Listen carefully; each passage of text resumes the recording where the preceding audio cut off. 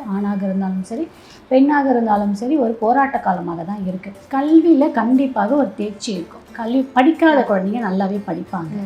கல்வியில் நிறைய தடை தாமதம் வந்து முடியும். ரெண்டாவது மேல் படிப்பு படிப்பதற்காக வெளிநாட்டுக்கு செல்வதுன்றது இப்போ ட்ரை பண்ணுங்கள், கண்டிப்பாக உங்களுக்கான ஆப்பர்ச்சுனிட்டி கிடைக்கும். அதில் திருமண வாழ்க்கையோ காதல் கை கூடுறதோ நிறைய விஷயங்கள் நல்லதாகவே நடக்கும்.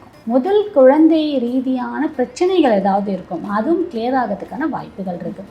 சில்வர், கோல்டு, லேண்ட் இது மூணுமே அவங்களுக்கு ஒரு ஆப்டிங்கான இன்வெஸ்ட்மெண்ட்டாக இருக்கும்.